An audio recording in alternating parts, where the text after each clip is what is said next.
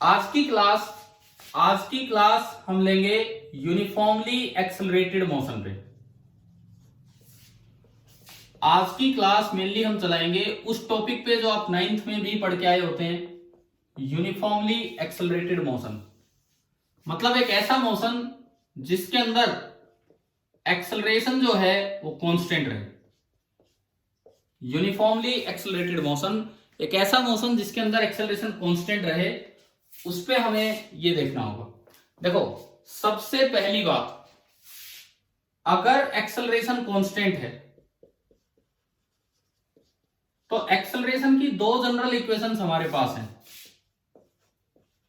Acceleration की दो general equations हमारे पास हैं।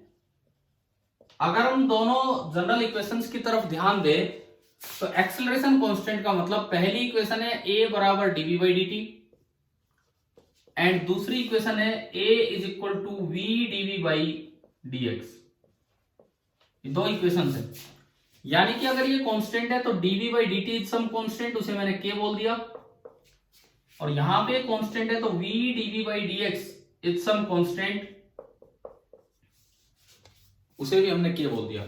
और इन दोनों में जो k है, k इज ए कांस्टेंट। इसके बाद देखो, यहां dv is equal to k dt, integrating both the sides, dv is equal to k तो कांस्टेंट बाहर आ जाएगा, इंटीग्रल dt, dv का integration v, k into t और प्लस सम c, कोई भी कांस्टेंट ऑफ इंटीग्रेशन, क्योंकि मैंने इनडेफिनेट इंटीग्रेशन किया है।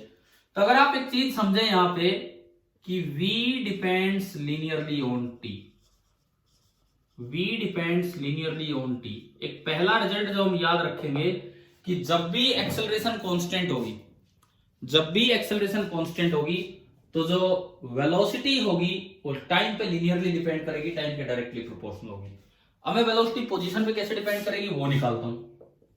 v dv बराबर k dx, integrating both the sides without limit, v dv k constant है बाहर आएगा, इंटीग्रल dx, v dv का integration v square by 2, k into dx का x और प्लस सम कांस्टेंट। यहां देखो, एक की पावर 2 है और एक की पावर 1 है, तो ये लिनियरली डिपेंड नहीं कर रहे, तो v is not directly proportional to x।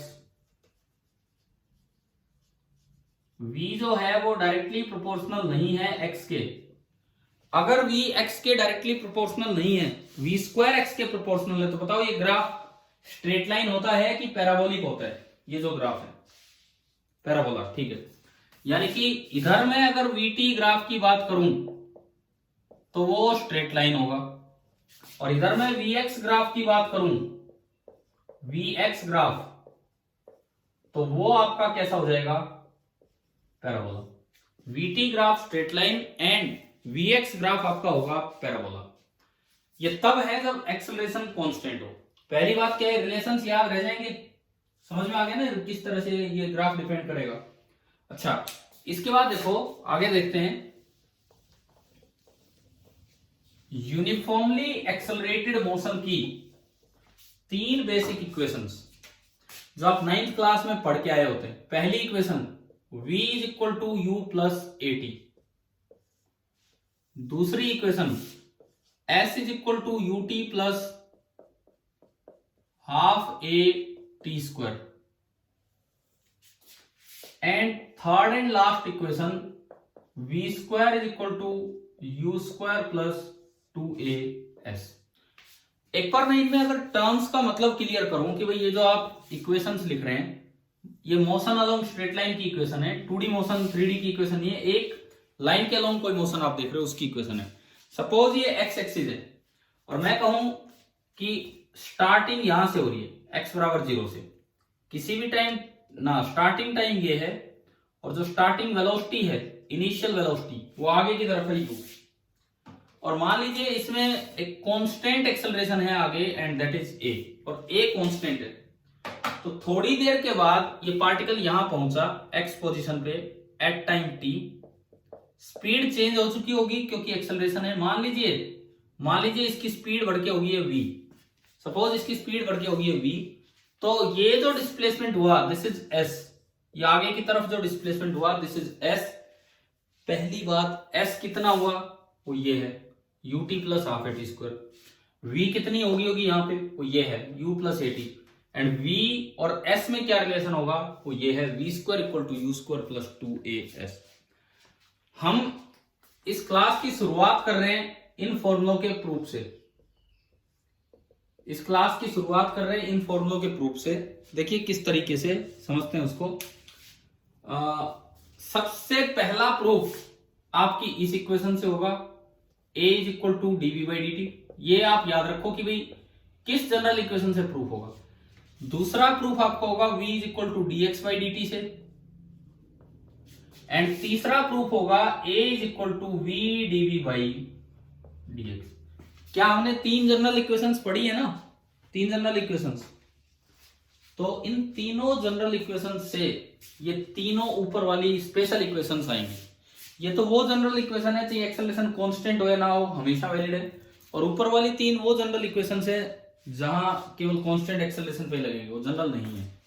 पर ये याद रखना ये रिलेशन इससे डेराइव होता है, ये रिलेशन इससे डेराइव होता है और ये रिलेशन इससे डेराइव होता है।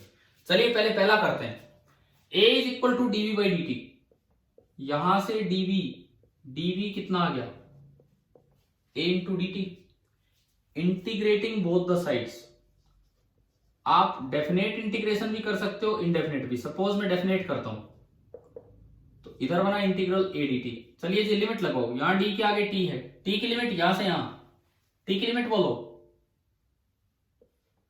0 टू t। और d के आगे v है, v की लिमिट यहां से यहां, वेलोसिटी की limit u to v। Integral dx x होता है तो इंटीग्रल dv v होता है। इंटीग्रल dx x होता है तो इंटीग्रल dv v होता है। तो लिमिट होंगी u से v a। अब ये हमने ऊपर बोला है कि एक्सेलरेशन कांस्टेंट है। अगर एक्सेलरेशन कांस्टेंट नहीं होगा तो ये इक्वेशन नहीं लग पाएगी। एक्सेलरेशन कांस्टेंट है तो a बाहर आ गया और अंदर ओनली बचा इंटीग्रल dt। एंड जिसकी लिमिट है 0 से लेके t। और इंटीग्रल dt होता है t। तो इसमें लिमिट पुट की तो v minus u, upper limit minus lower limit is equal to a into integral dt t 0 से t। ये बना v minus you is equal to a into t minus 0। और ये ए टी बन गया और यहां से आपकी पहली रिलेशन आ गई v is equal to you plus A t. बताओ फर्स्ट रिलेशन का प्रूफ आ गया समझ में। लेकिन ये तभी वैलिड है जब a बाहर आ जाए। a बाहर तब आएगा जब a कांस्टेंट होगा। यानी कि ये तो जनरल इक्वेशन है, कैसा भी मौसम उसके लिए वैलिड होगी। ये स्पेशल इक्वेशन है जो केवल कांस्टेंट एक्सेलरेशन के लिए ही वैलिड है। क्लियर है ना। पहला सवाल मतलब पहली इक्वेशन बिल्कुल क्लियर होगी आप सभी को कि क्या था क्या नहीं था इसमें। सेकंड देखो अब आप, second s is equal to U T plus half A T square.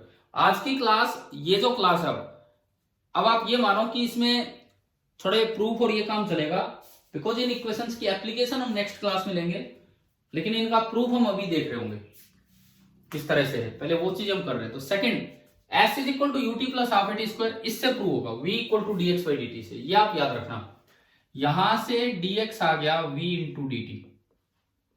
Integrating both the sides, integral dx is equal to integral v dt। Integral dx तो आसानी से सॉल्व हो जाएगा x। इंटीग्रल v dt में दिक्कत क्या है, क्या v कांस्टेंट है या v वेरिएबल है बताओ। यहां से यहां तक वेलोसिटी वेरिएबल है तो क्या इंटीग्रेशन से बाहर निकाल सकते हैं इसे?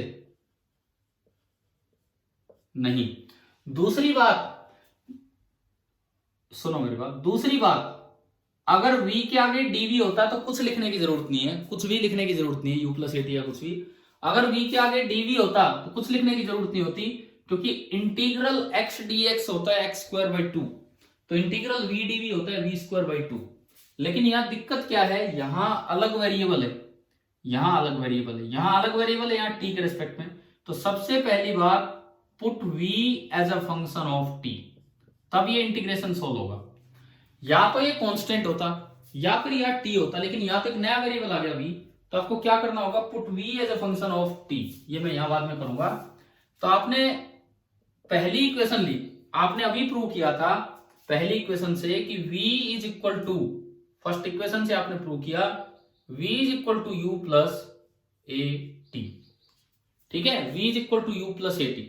आपने ये इसमें रख दिया तो ये बना integral dx is equal to integral v dt है, v की जगह आ गया u प्लस ए टी dt। इंटीग्रल dx अलग अलग इंटीग्रेशन करें तो integral u dt plus integral A t d t. Integral dx is equal to u तो एक कांस्टेंट वैल्यू होगी जो शुरू में दी है भाई, चाहे यहां से कहीं चला जाए, इनिशियल स्पीड तो जो शुरू में दे दी वो एक वैल्यू है, तो वो तो इंटीग्रेशन से बाहर आ जाएगी। इंटीग्रल dt ए खुद के कांस्टेंट है, अंदर बचा इंटीग्रल टी डी टी की पावर 1। चलो अब तीनों इंटीग्रेशन सोल्व करते हैं, पहले लिमिट लगाते हैं। x की लिमिट देखो इस डायग्राम से 0 से x, t की लिमिट 0 से t, अगेन t की लिमिट 0 से t। इंटीग्रल dx हो गया x लिमिट 0 से x, u into integral dt t limit 0 से t, a into T d T का इंटीग्रेशन होगा टी स्क्वायर बाई 2 लिमिट 0 से t। आपने वैल्यूज पुट की, अपर लिमिट x की जगह x minus lower limit 0, u into upper limit minus lower limit plus half, ये है a अलग है, अपर लिमिट माइनस लोअर लिमिट। अगर सारे 0 0 हटाएंगे, x माइनस 0 ही आपका डिस्प्लेसमेंट है s is equal to U T plus half A T square, परंतु ये तभी लगेगी जब a बाहर आए, और a बाहर तब आएगा जब a कांस्टेंट हो। तो ये यूनिफॉर्म एक्सेलरेशन की इक्वेशन है। क्या सेकंड इक्वेशन का प्रूफ आ गया समझ में कैसे करना था? ठीक है, v equal to d x by d t से जो हम जनरल इक्वेशन अभी पढ़ के चल रहे थे उन्हीं से ये प्रूव हो रहे। अब हम चलते हैं थर्ड इक्वेशन को कैसे डेराइव करें इन जनरल इक्वेशन से, अब हम उस चीज पे चलेंगे। देखिए थर्ड इक्वेशन आपकी है v square is equal to you square plus 2as। इसमें टाइम नहीं है, तो कौन सी ऐसी जनरल इक्वेशन है जिसमें टाइम नहीं आता?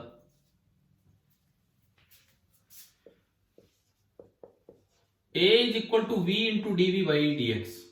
मैंने यहां से इसको क्रॉस मल्टीप्लाई किया तो v dv is equal to a dx, दोनों साइड इंटीग्रेशन किया, integral v dv is equal to integral a dx। अब यहां बताओ क्या v कांस्टेंट है कि वेरिएबल है? तो फिर कोई दिक्कत आएगी इंटीग्रेशन में या डायरेक्ट हो जाएगा? क्योंकि आगे भी किसके रिस्पेक्ट में है? v के रिस्पेक्ट में। ठीक है, तो कोई प्रॉब्लम नहीं है, सीधे लिमिट लगाओ। यहां x की लिमिट 0 से x और वेलोसिटी की लिमिट u से v। v की पावर 1 का इंटीग्रेशन क्या होगा? v square by 2 limit u से v। a फिर दोबारा इसका यूज करेंगे कि एक्सेलरेशन हमने क्या माना है इस मोशन में? कांस्टेंट। तो a कांस्टेंट होने की वजह से बाहर आया और अंदर बचेगा इंटीग्रल dx जो कि x होगा और उसकी लिमिट 0 से x।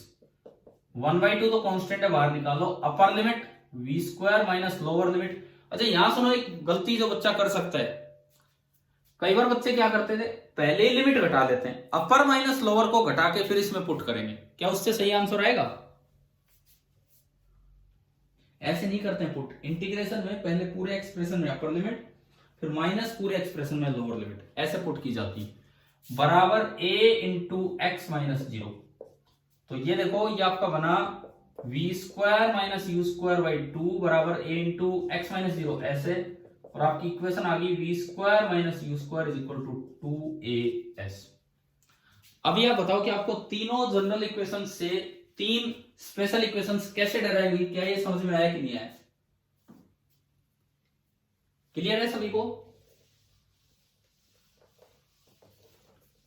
अब इसके बाद देखें, ठीक है, अब इसके बाद देखो आपका जो +1 का सीबीएसई सिलेबस है, सीबीएसई सिलेबस लिखता है कि इन इक्वेशंस का डेरिवेशन आपके सिलेबस में है, लेकिन वहां लिखा हुआ है सिलेबस के अंदर कि डेरिवेशन बाय ग्राफिकल मेथड।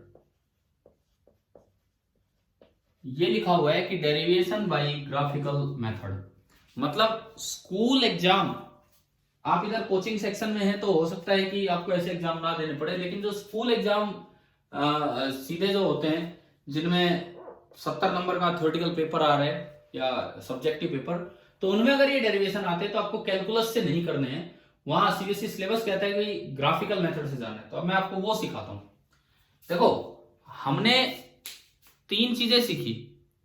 पहला XT graph, VT graph, AT graph. X से V तक जाना है तो क्या डिफरेंशिएशन, इंटीग्रेशन?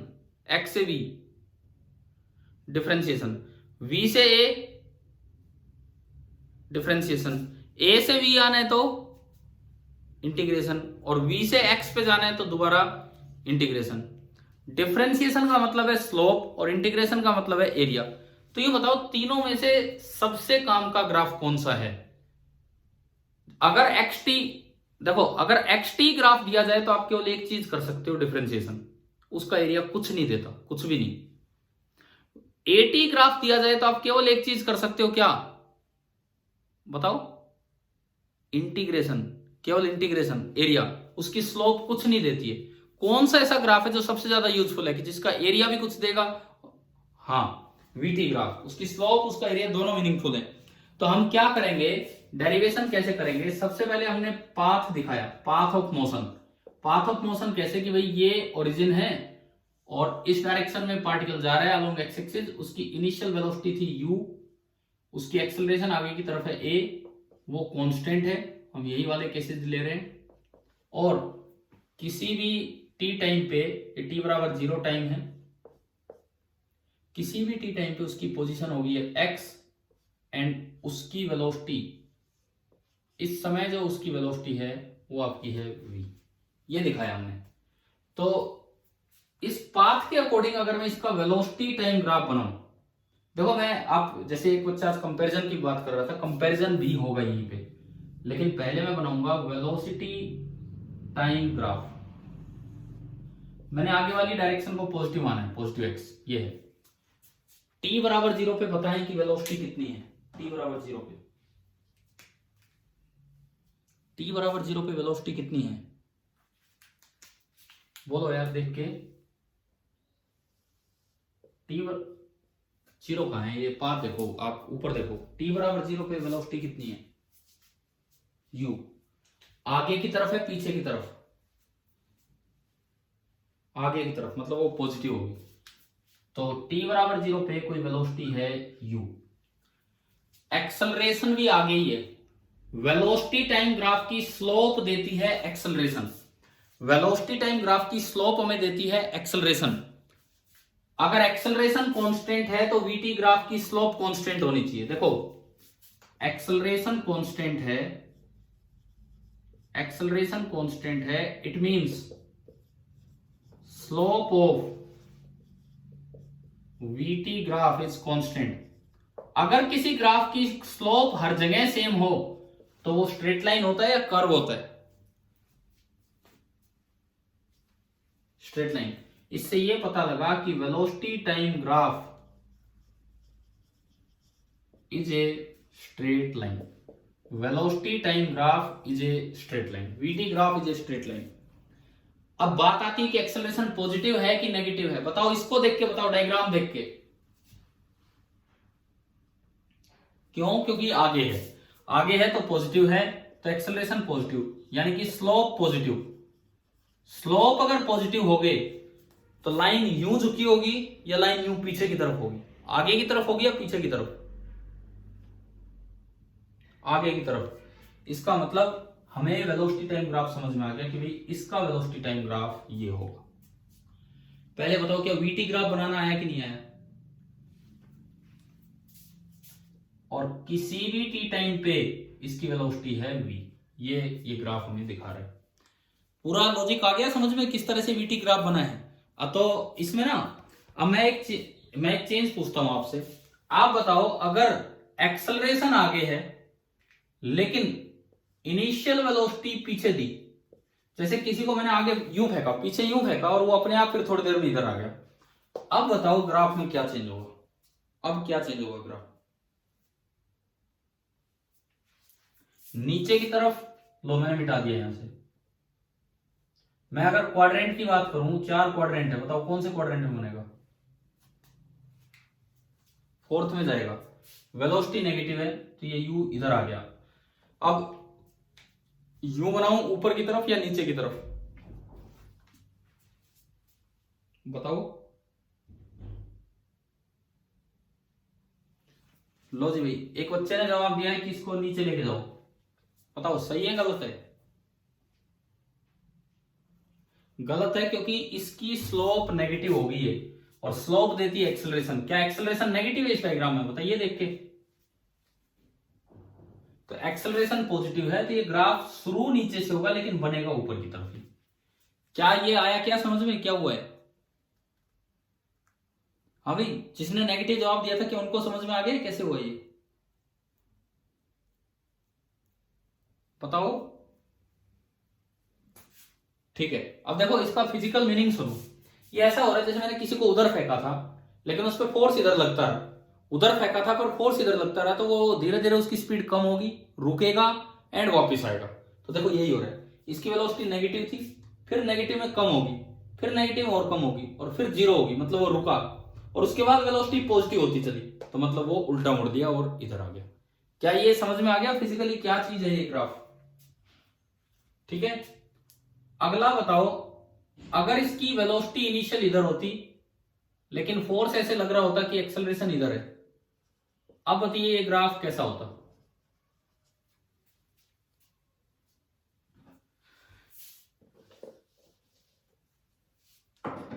कौन से एक्सिस को कट करती? ये u तो पॉजिटिव है, अब ये लाइन बता दो ऊपर बनेगी या नीचे? यहां, हाँ, क्योंकि एक्सेलरेशन नेगेटिव है। समझ में आ रहे हैं ना ग्राफ्स क्या हो रहा है क्या नहीं? इसके बाद देखो, इसके बाद अगला ग्राफ, मान लो इसको फेंका इधर होता और इस पे धक्का भी इधर ही मार रहे हैं कांस्टेंट, अब बताइए कैसा होगा ये?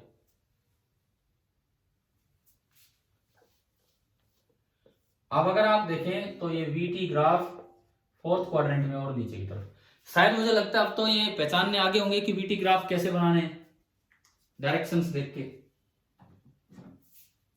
ठीक है, देखो तो अब सुनो, इधर ध्यान दो।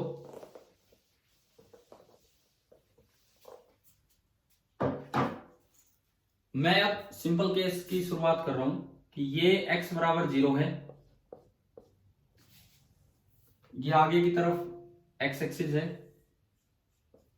इनिशियल वेलोसिटी u है आगे, एक्सेलरेशन भी आगे ही है और वो कांस्टेंट है, ये वाला केस में दे रहा हूं, और t बराबर 0 पे यहां था और किसी t टाइम पे ये पार्टिकल यहां आ गया, तो जो इसका डिस्प्लेसमेंट हुआ ये हो गया s। ये केस हमने लिया। अब हम पहले ग्राफ प्लॉट करते हैं, इसका ग्राफ प्लॉट करते हैं। हमने अभी देखा कि इसका जो वेलोसिटी टाइम ग्राफ है,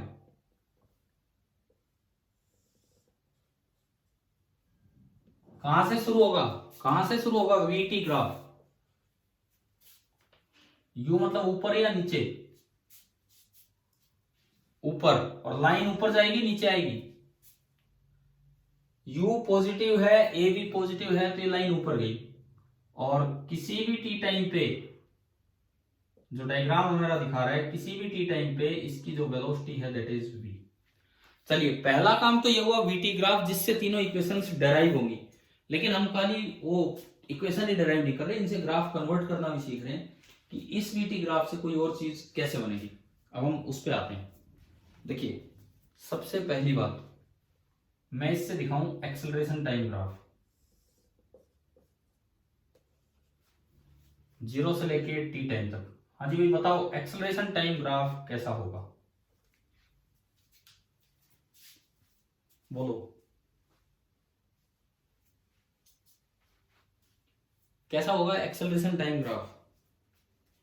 क्या एक्सेलरेशन टाइम के साथ चेंज हो रहा है कि नहीं हो रहा है? बताओ। तो फिर कैसा बनाऊं ग्राफ, कैसा बनाऊं? टी के पैरेलल लाइन ऊपर बनेगी या नीचे बनेगी? टी के पैरेलल लाइन बनेगी। ऊपर क्यों बनेगी? ऊपर क्यों बनेगी? क्योंकि एक्सेलरेशन की डायरेक्शन आगे और आगे पॉजिटिव है, तो कांस्टेंट एक्सेलरेशन है और पॉजिटिव है, तो ऊपर बनेगी। अगर एक्सेलरेशन पीछे होती तो ये नीचे बन जाती। क्या आ गया समझ में एटी ग्राफ कैसे बना इसका? अब देखो तीसरा graph x T graph, position time graph. Position time graph देखते हैं, पोजीशन टाइम ग्राफ कैसा बनेगा। देखो इनिशियल पोजीशन कितनी है यहां पे डायग्राम में, 0, तो ये ग्राफ 0 से स्टार्ट होगा। क्या इनिशियल वेलोसिटी 0 है कि नॉन जीरो है? नॉन जीरो है तो इसकी टेंजेंट कुछ ऐसे आनी चाहिए, मतलब ये ग्राफ यूं स्टार्ट नहीं होना, यूं स्टार्ट नहीं होना कि टेंजेंट सीधी जाए। ये ग्राफ कुछ ऐसे स्टार्ट होगा कि शुरू में ही अगर आप टेंजेंट डालें तो वो किसी एंगल पे है। उसके बाद अगली बात, एक्स टी ग्राफ की स्लोप देती है आपको वेलोसिटी। क्या इस ग्राफ में, वेलोसिटी वाले ग्राफ में देख के बताओ, क्या वेलोसिटी बढ़ रही है कि कम हो रही है? बढ़ रही है। Velocity is increasing, velocity is increasing, it means slope of xt is increasing, slope of xt is increasing, तो उस पे टेंजेंट वर्टिकल होनी चाहिए। तो मैं दो ऑप्शन देता हूं आपको, ये यूं भी जा सकता है और ये यूं भी जा सकता है। कौन सा सही है, ऊपर वाला कि नीचे वाला? नीचे वाला, कारण कि इस पे आप टेंजेंट देखोगे तो धीरे धीरे स्लोप बढ़ रही है, मतलब वेलोसिटी बढ़ती जा रही है। आ गया समझ में? इसका मतलब ये हुआ कि ये जो ग्राफ है टी टाइम तक ये यूं जाएगा और किसी भी टी टाइम पे पोजीशन है एक्स। चलो बताओ ग्राफ कन्वर्जन क्लियर है कि नहीं, कैसे बनाए? अब मुझे ये बताओ, अब मैं फिर से चेंज करके ग्राफ कन्वर्ट करवाऊंगा। मान लीजिए सपोज इतना कुछ होता कि ये एक्सेलरेशन आगे ना होके पीछे होती, बस एक ही चेंज करवा रहा हूं, बहुत ज्यादा नहीं, एक से ही आप समझ जाओगे। पहला सवाल, वीटी ग्राफ में क्या बदलाव होता बताओ? पहले मैं पूछता हूं, ये बताओ यहां से स्टार्ट होगी या नीचे से? यहीं से होगी क्योंकि यू पॉजिटिव। ऊपर जाएगी नीचे जाएगी? नीचे, नीचे जाएगी। तो ये कुछ इस तरह से जानी है, समझ गए हो? वीटी ग्राफ तो आपका ये आया। अब मैं बात करता हूं इसकी एटी ग्राफ। बोलिए एटी ग्राफ कैसा होगा?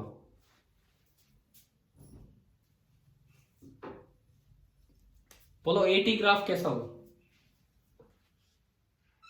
स्ट्रेट लाइन, ठीक है।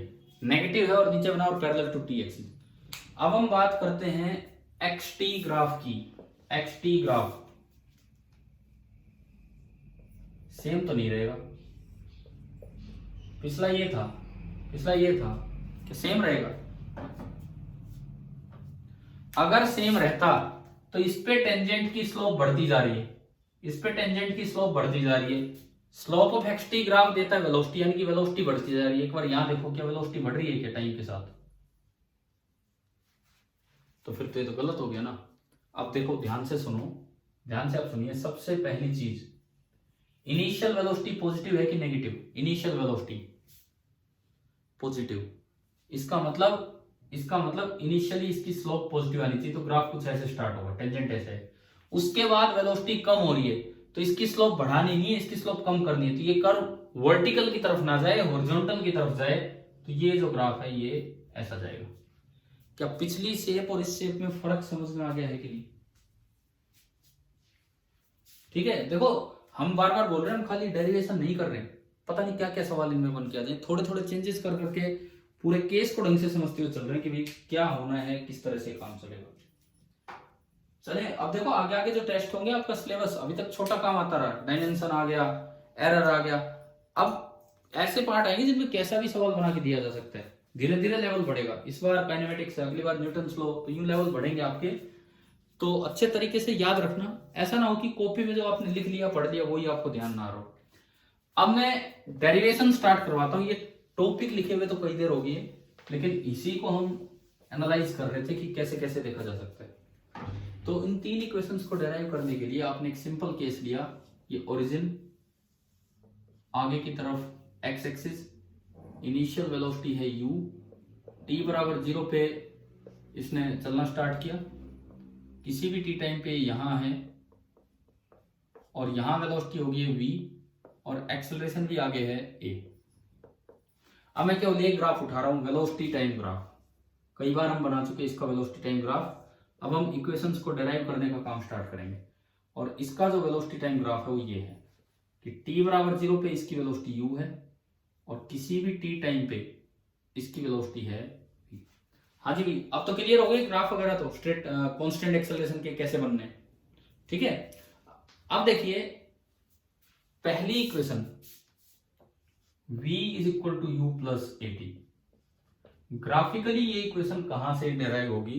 ग्राफिकली हम जानते हैं कि हम उसमें एक्सेलरेशन लाना चाह रहे हैं, हम x की तरफ नहीं जा रहे हैं। तो बताओ इस ग्राफ की स्लोप का यूज करें या इस ग्राफ का एरिया का यूज करें? हम एक्सेलरेशन लाना चाह रहे हैं उस इक्वेशन स्लोप का। तो इस पहली इक्वेशन को डेराइव करने के लिए हम केवल एक चीज यूज करें कि slope of we T graph, slope of we T graph gives acceleration. हम अपना ये रिजल्ट यूज करें क्योंकि ए होता है डीवी बाई डी टी। तो इस लाइन की अगर मैं स्लोप की बात करूं तो उसका तरीका ये है कि आप इस पे टेंजेंट डालो। अब स्ट्रेट लाइन है तो कहीं भी टेंजेंट डाल लो, स्ट्रेट लाइन है तो आप कहीं भी टेंजेंट डाल दीजिए और उस टेंजेंट ने टाइम एक्सिस के साथ क्या एंगल बनाया है वो देखो। ये हमने टाइम एक्सिस को पीछे बढ़ाया और इसने एंगल बना रखा है थीटा। तो इसका मतलब ये है कि tan theta is equal to A. बताइए ये पॉइंट आ गया समझ में कि कैसे इसकी स्लोप निकाली हमने? Tan theta is equal to A. अब टेन थीटा ग्राफिकली कैसे निकाल के लाएं ये समझो। आप मैंने यहां से एक परपेंडिकुलर डाला, ये थीटा है तो ये भी थीटा, क्योंकि ये लाइन और ये लाइन पैरेलल है तो कोरस्पॉन्डिंग एंगल हो गए आपके। ठीक है, ये पूरी लेंथ है v एक्सिस से और ये लेंथ है u एक्सिस से। तो ये कितना बचा? ये कितना बचा बोलो? ये कितना बचा? v minus you. भाई ये पूरा एक्सिस पे 10 लिखा है, 2 लिखा है तो 20 का 8 ही तो बचा। आ गया समझ में? और ये कितना है? 0 से t। इस ट्राइंगल में आप टेन थीटा बोलो कितना है? इस ट्राइंगल में टेन थीटा कितना है? अगर आप इस ट्राइंगल में टेन थीटा की बात करेंगे तो इस ट्राइंगल में टेन थीटा है v minus you upon T and this is equal to A. इस ट्राइंगल में टेन थीटा है v minus you upon T and this is equal to A. तो यहां से v minus you is equal to A T and ये हमारी पहली equation आ गई है v is equal to you plus A T. शायद आपको समझ में आ गया होगा फर्स्ट इक्वेशन हमने किस तरह से यूज की। तो आपकी फर्स्ट इक्वेशन आ गई है v is equal to you plus A T.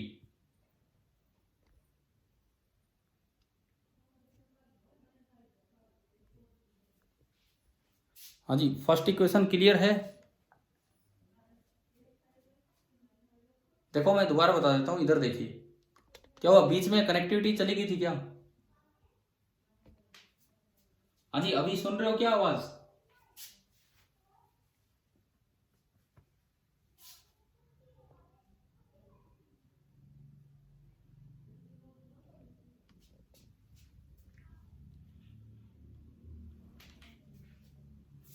आवाज आ रही है मेरी?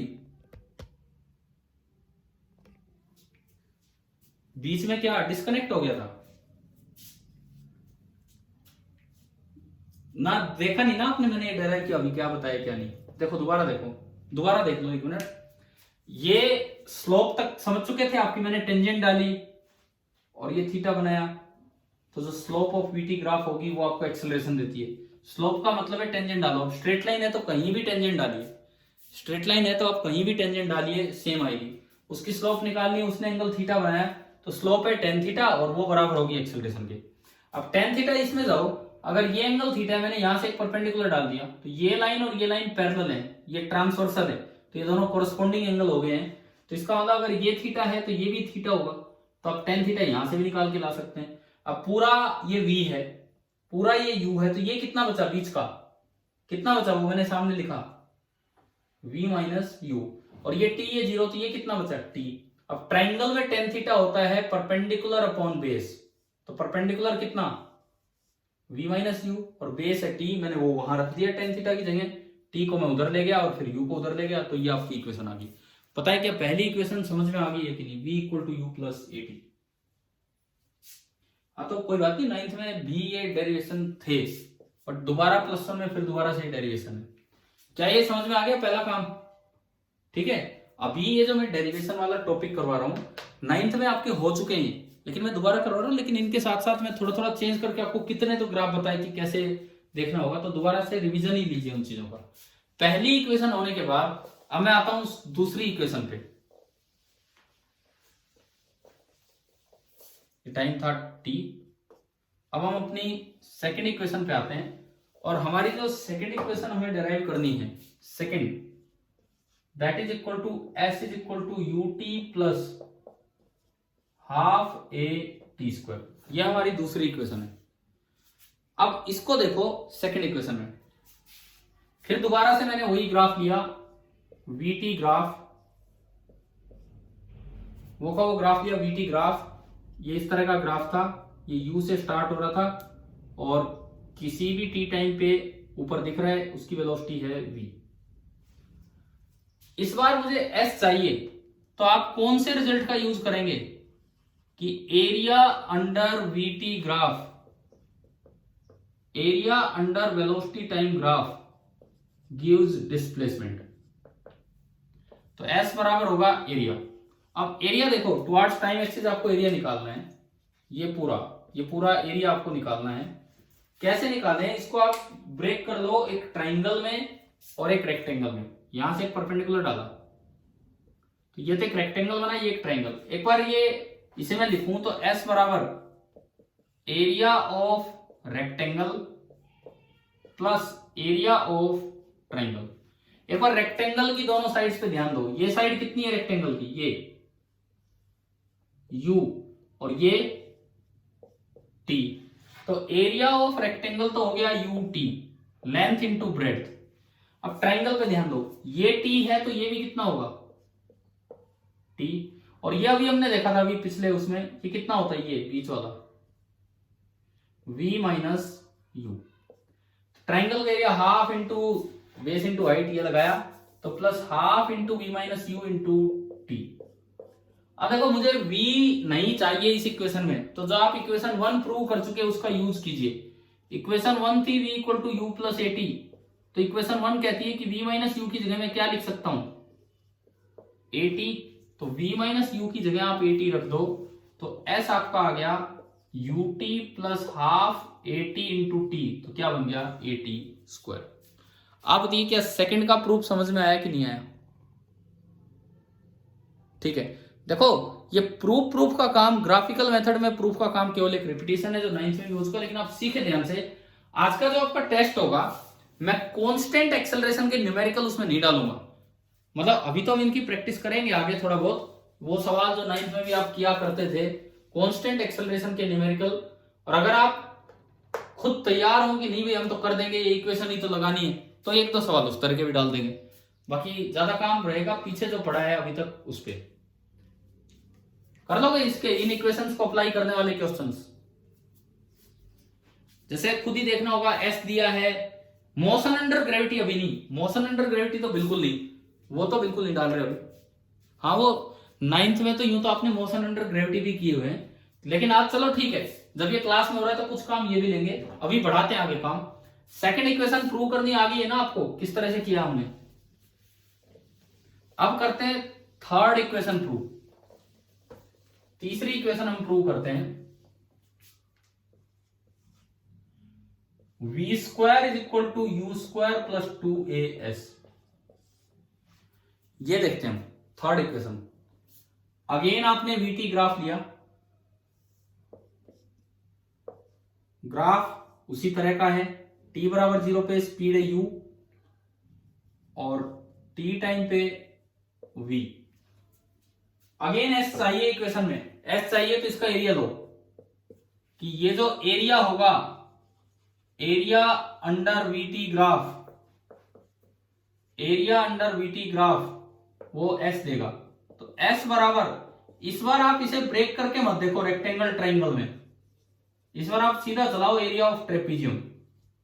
एरिया ऑफ ट्रेपीजियम का क्या फॉर्मूला होता है?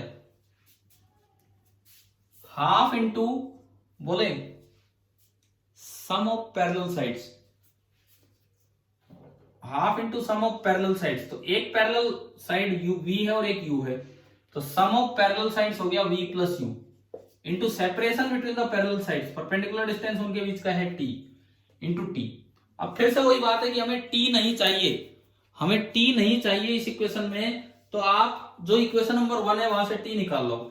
इक्वेशन 1 थी v equal to you plus A t, यानी कि v minus you is equal to A t, यानी कि t कितना आ गया? v minus you upon a. ये उठा के उसमें पुट कर दो, t की जगह v minus you upon A उसमें उठा के पुट किया, तो s is equal to half v plus you v minus you upon A. 2 और a को इधर उठा लाओ, तो 2as बराबर v plus you v minus u क्या बन गया?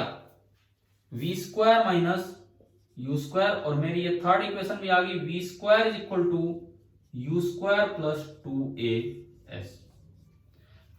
अब ये बताओ, इन तीनों इक्वेशंस के आज 2 बार प्रूफ हो चुके हैं, एक बार यूजिंग जनरल इक्वेशंस कैलकुलस से और एक बार यूजिंग वेलोसिटी टाइम ग्राफ। क्या आपको दोनों तरीके से प्रूफ समझ में आ गए? ठीक है। अब देखो, मैं इन पे एक जैसे सीधा सवाल लूं। मान लीजिए आपको यूं दिया है क्वेश्चन में, ये एक्स एक्सिस है, इसके अलोंग कोई पार्टिकल चल रहा है, यहां से उसने चलना स्टार्ट किया था और ये दिया गया है हमें कि यहां उसकी वेलोसिटी थी 10 मीटर पर सेकेंड। यूं बोला है कि 5 सेकेंड बाद उसकी वेलोसिटी होगी है 15 मीटर पर सेकेंड आपसे, और ये दिया गया है कि एक्सेलरेशन कांस्टेंट है, कितनी है नहीं बताया, एक्सेलरेशन कांस्टेंट है। आपसे पूछा कि डिस्प्लेसमेंट बताओ कितना होगा, तो बताओ तीनों में से कौन सी इक्वेशन लगाए? एक इक्वेशन। आप अब मेरा सवाल ध्यान से सुनो, केवल एक इक्वेशन बताओ जिससे एक इक्वेशन में आंसर आ जाए।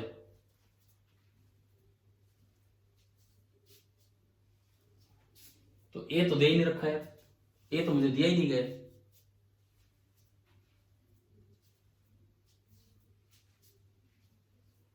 बताओ, आप सोच समझ के जवाब दो। तो उसमें तो ऐसे ही नहीं आया, एस चाहिए मुझे।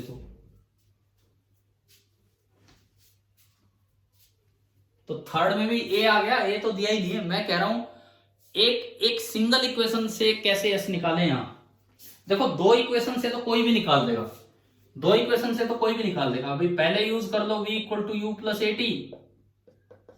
v कितना 15, u कितना 10 प्लस a हमें निकालना है और टाइम है 5, तो 15 माइनस 10 5, और यहां से a आ गया 1, आ गया a1, आया समझ में।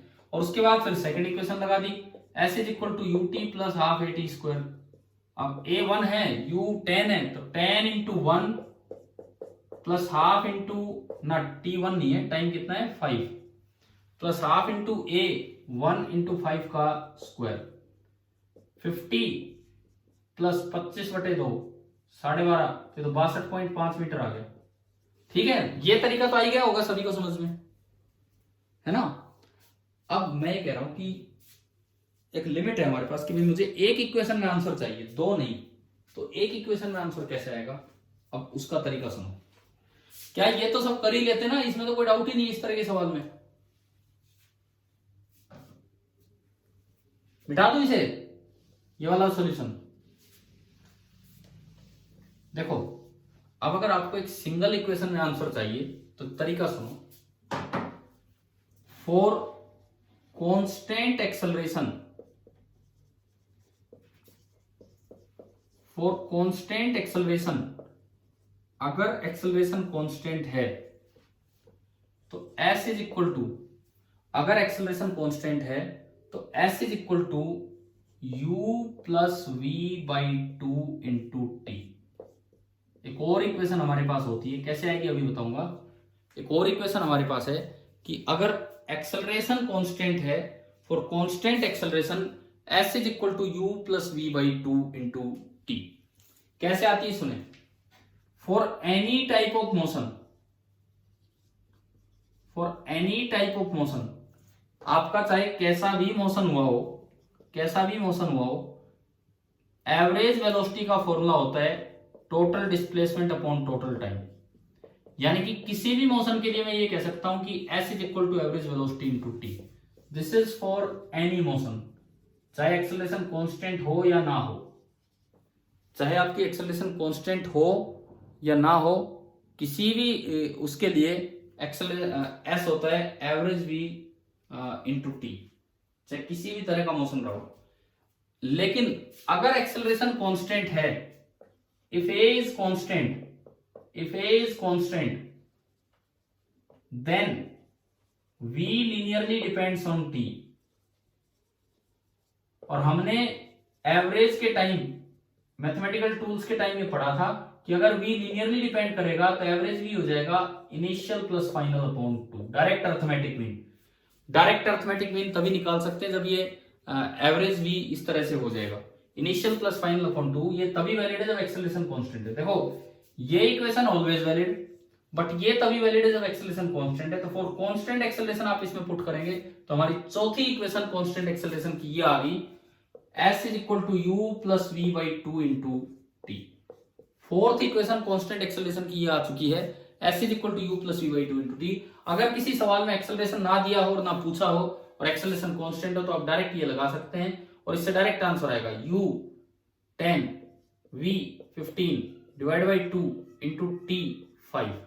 15 और 5 75/2 ये कर लेंगे आप उसी तरह से, ये पिछली बार की तरह ही आएगा। u plus we by two into t, initial speed 10, ये 25, 5 125, 125/2 यानी कि 62.5 मीटर।